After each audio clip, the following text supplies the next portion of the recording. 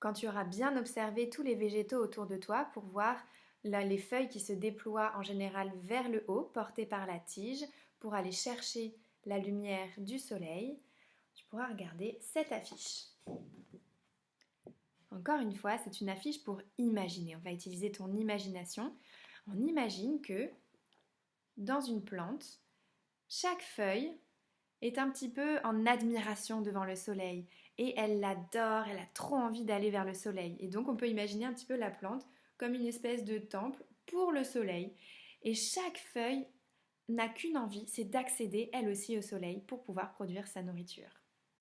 Donc vous avez bien compris maintenant que la plante, grâce à ses feuilles, peut fabriquer sa propre nourriture puisque les feuilles absorbent le dioxyde de carbone et le mélangent avec l'hydrogène pour en faire de la nourriture.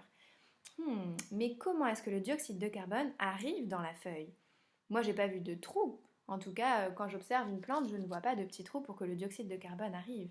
Eh bien, en fait, il existe des milliers de toutes petites bouches minuscules, microscopiques, qu'on appelle des stomates.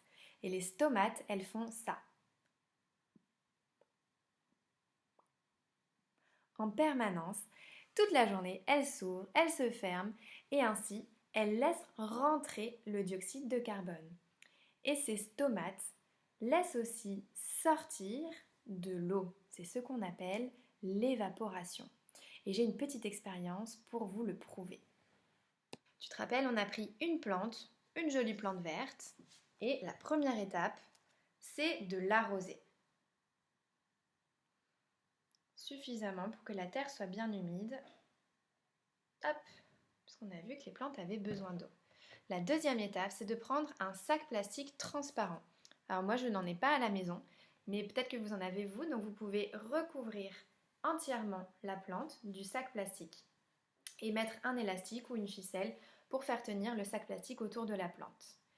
Vous placez cette plante proche d'une fenêtre.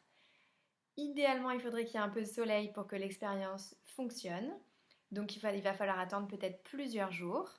Et regardez bien ce qui se passe dans plusieurs jours quand vous regarderez à l'intérieur du sac plastique.